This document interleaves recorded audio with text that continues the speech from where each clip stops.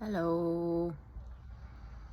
I'm wondering how everybody else's full moon in Scorpio time went. Brief message from me. This wasn't the video that I was going to make. I had some really interesting things occur to me this week and was taking all sorts of notes to make these videos, but interesting things transpired and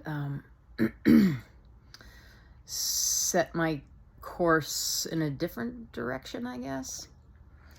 I ran into Genuine Joe's yesterday, and I ran into somebody that I know from the yoga community, and she had asked me how my full moon in Scorpio time went, and I was like, "Ooh." I have felt the contrast of some of the general information I know about Scorpio: death, sex, and transformation. And I told her that I could feel the gravity, the weight of things leaving, and at the same time all of this new being born or coming in.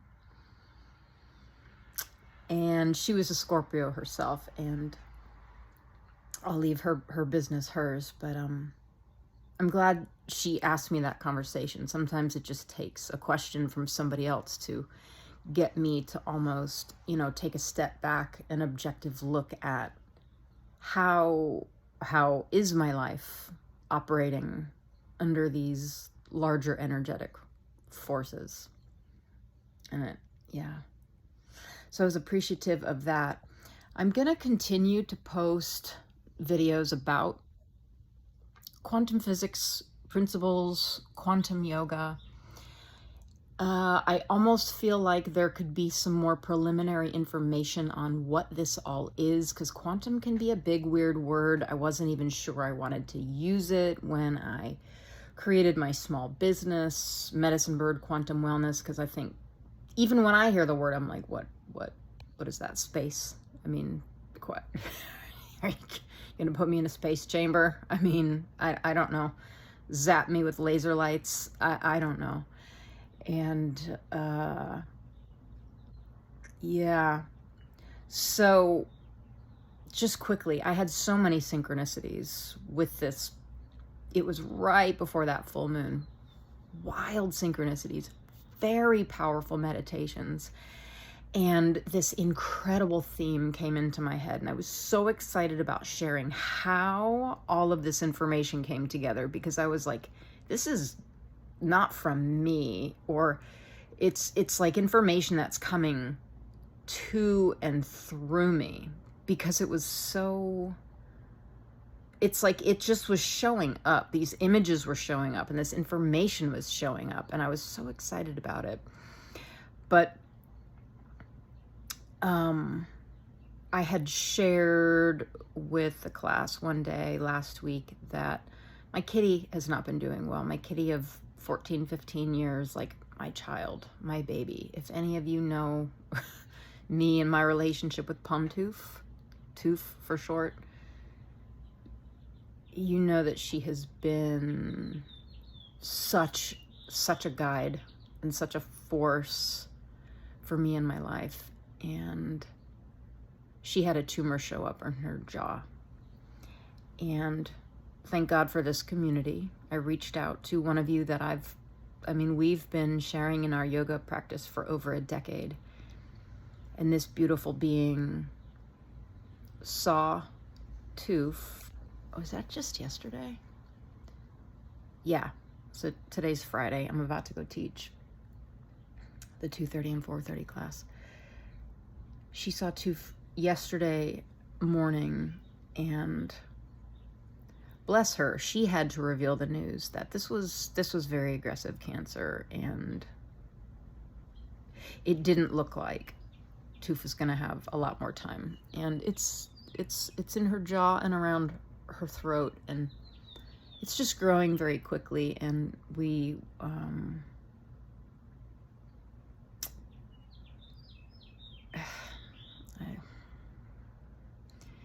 It's tough. This is tough. And so, suffice to say, I'm spending as much time as I can with her right now. So, I was even debating teaching. I mean, I'll teach today, but I don't know. I may cancel as the week moves on. I've just got to see how everything goes. I've smother loved her all morning, and now I'm giving her a break because she's like, please, Mom, enough. So, more from me after all this. I will continue to make those videos. Just a pause, to be very present with one of my very favorite beings on the planet, Pontouf. And as of today, I'm going to give this 2 more weeks if you would like to get your name on the waiting list for the potential fall quantum yoga teacher training. I'm just going to put that deadline out there, because it's just as far as scheduling and everything goes. I just need to have that. I need to have a solid date to have these names by. We have several people on this waiting list, and but as far as if the scheduling, the days and the hours will work, I'm not sure yet. So I need to get confirmation from this group to see if there's enough folks to make this go in the fall, or if I need to reach out farther through social media, which I've largely stayed off of for the last 4 years and have quite honestly been enjoying. But you work for yourself mostly. It's maybe just it's a necessary avenue for that. Anyway, I love you. I wonder how your Scorpio seasons have been. Oof, it's it's a water. Scorpio is a water sign. That's water is emotion, intense emotion, death, sex, transformation. And my high hopes for myself and all of the rest of us are to be very gentle with ourselves, with the intense feelings. I completely changed my theme for class this week as of yesterday. I had already created everything, and then I was like, after everything happened with Toof, and yeah, I was like, this needs to change. My heart also has to be in this. What was I even saying?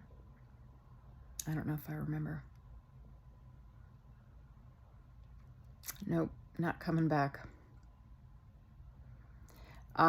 Yeah, emotion. And see, this is what happens to my brain when a lot of emotional energy is moving. It almost shuts down my brain because it's so loud. It's taking up so much space that I have to experience it. But it's no thinking aloud, because you need to focus on these feelings.